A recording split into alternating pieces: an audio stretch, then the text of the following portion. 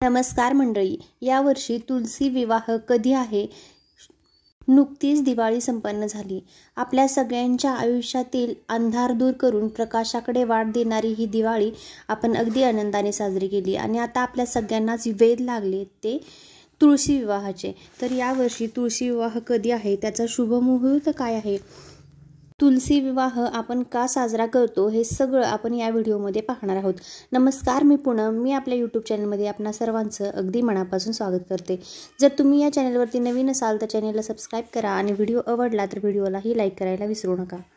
तसा तर तुलसी विवाह हा कार्तिक शुक्ल एकादशीला केला जातो आणि तो पौर्णिमेपर्यंत चालत असतो. यावर्षी 2 नोव्हेंबर 2025 रोजी भागवत एकादशी आहे आणि त्या दिवशीपासून आपण 5 तारखेपर्यंत त्रिपुरारी पौर्णिमेपर्यंत तुलसी विवाह हा साजरा करायचा आहे. खरं तर रविवार दिनांक 2 नोव्हेंबर किंवा 3 नोव्हेंबरलाच आपल्या इकडं शुभ मुहूर्त आहे. पण ज्यांना शक्य नाही त्यांनी 4 आणि 5 म्हणजे बुधवारी 5 तारखेपर्यंत त्रिपुरारी पौर्णिमेपर्यंत जरी तुलसी विवाह साजरा केला तरीही चालू शकतं.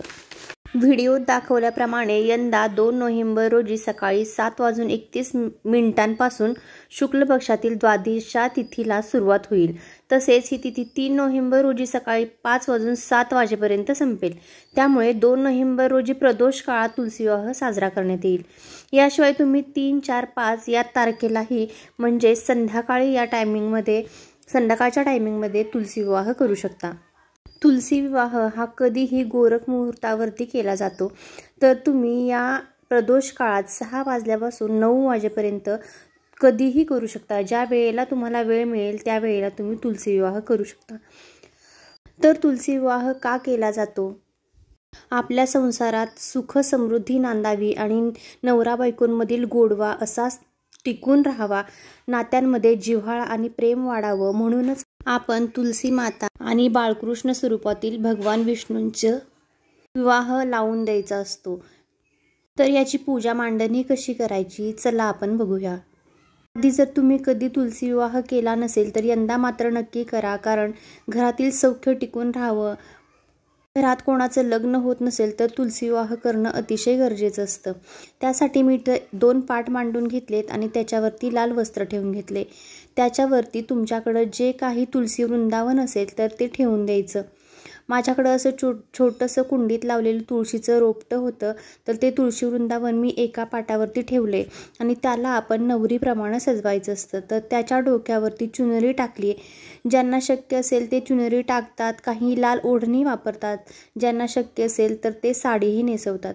ज्या पद्धतीनं तुम्हाला शक्य आहे त्या पद्धतीनं तुळशी वृंदावन सजवायचं आहे. त्याच्यानंतर दुसऱ्या पाटावरती आपल्याला चौक मांडून घ्यायचा आहे. तुम्ही लग्नात पाहिलं असेल चौक कसा मांडायचा. व्हिडिओत दाखवल्याप्रमाणे तांदूळ किंवा गव्हाची रास करून घ्यायची आणि त्याचा अशा पद्धतीनं चौक मांडून घ्यायचा. आणि आता या चौकावरती आपल्याला कलशाची स्थापना करायची आहे.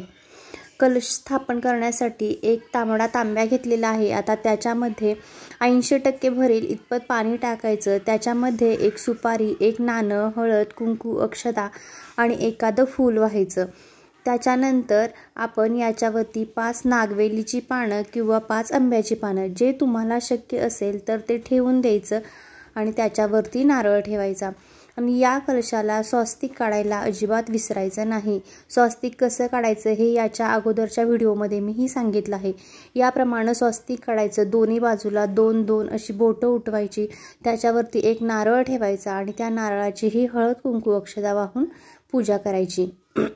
ही सगळी पूजा मांडणी करायच्या अगोदर तुम्ही बघितलं असेल तर मी दिवा लावून ठेवलाय. दिवा लावल्याशिवाय कुठल्याही पूजेला सुरुवात होत नाही. अग्नीच्या साक्षीनंच आपण पूजेला सुरुवात करायची असते. त्याच्यानंतर आपण तुळशी मातेचीही हळद, कुंकू, अक्षता आणि फुलं वाहून पूजा करून घ्यायची. आता गणपती बाप्पाची आणि बाळकृष्ण स्वरूपातील विष्णू भगवान म्हणजे श्रीकृष्णाची किंवा तुमच्याकडे श्रीकृष्णांची मूर्ती जरी असेल तर त्याचीही तुम्ही हळद, कुंकू, अक्षता वाहून पूजा करू शकता.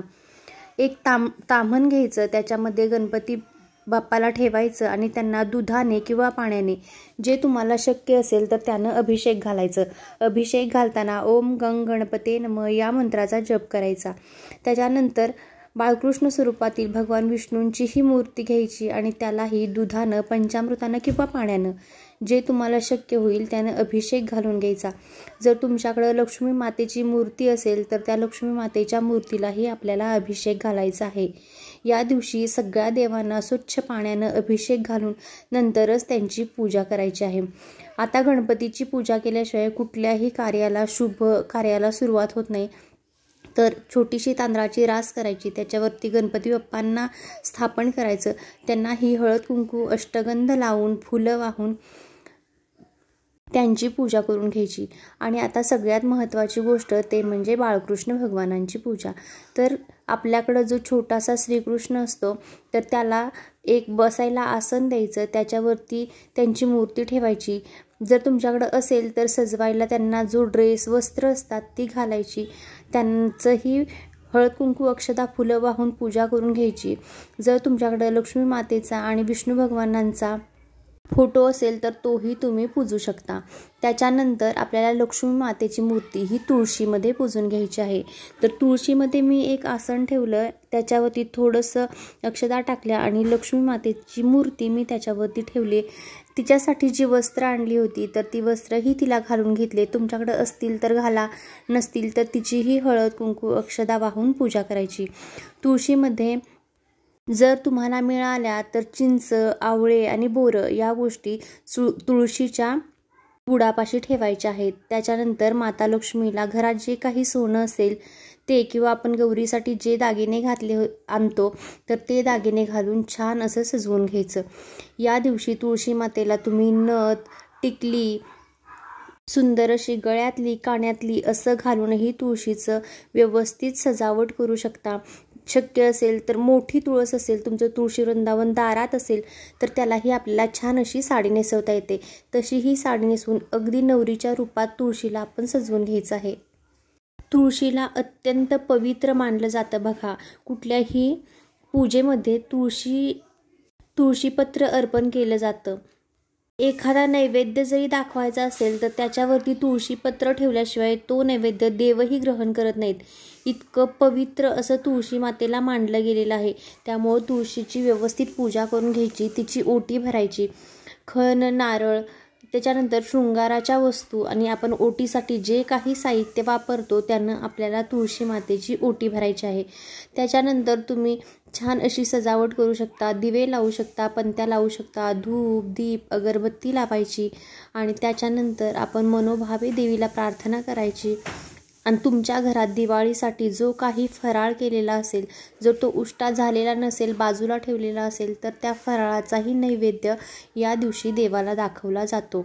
आणि जर तुमच्याकडे सगळं काही उष्ट झालेलं असेल, तुम्ही ते दाखवणं शक्य नसेल तर 5 फळांचा नैवेद्य दाखवा. तोही शक्य नसेल तर कोणतीही वस्तू जी तुमच्या घरी सगळ्यांना आवडते अशी गोडाधोडाची एखादी वस्तू करून तर त्याचा नैवेद्य दाखवला तरीही चालू शकतं. तुमच्या ऐपतीप्रमाणे ज्या पद्धतीनं तुमच्या घरी केलं जातं अशा पद्धतीचा नैवेद्य तुम्ही या दिवशी दाखवू शकता. भगवान विष्णू हे 14 दिवस योग निद्रेतून उठल्यानंतर त्यांचं आपण तुळशीशी विवाह लावून देतो. तुळशीला हरिप्रिया, विष्णुप्रिया असंही म्हटलं जातं. भगवान विष्णूंच्या पूजेमध्ये तुळशीला अत्यंत महत्त्व आहे.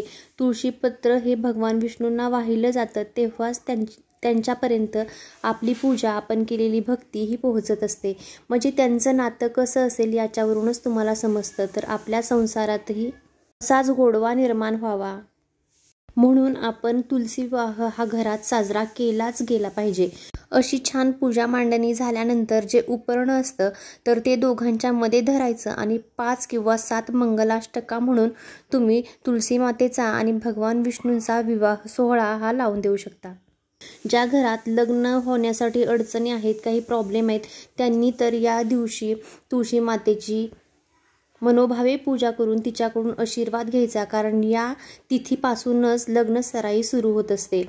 तुळशी विवाह केल्यानंतरच लग्नांचे विवाह, बारशाचे मुहूर्त, लग्नाचे मुहूर्त हे चालू होत असतात. त्यामुळं हे करणं त्यांना अतिशय गरजेचं असतं. आणि सगळ्यात महत्त्वाची गोष्ट म्हणजे आपल्या दगदगीच्या जीवनात, धावपळीच्या जीवनात कोणालाही कोणासाठी वेळ नसतो. अशातच असा एखादा सण येतो आणि तो मनापासून साजरा केल्यानंतर जो काही आनंद आपल्याला भेटत असतो त्यानं आपला दिवसही चांगला जात असतो आणि आपल्या आयुष्यात काहीतरी चांगलं घडत असतं. म्हणूनच हे सणवार आपण साजरे करत असतो. तर तुम्हाला हा व्हिडिओ आवडला असेल तर व्हिडिओला लाईक करा आणि चॅनेललाही सबस्क्राईब करा. समोरील बेल आयकॉन दाबायलाही विसरू नका. माझे नवनवीन व्हिडिओज सगळ्यात अगोदर तुमच्यापर्यंत पोहोचतील.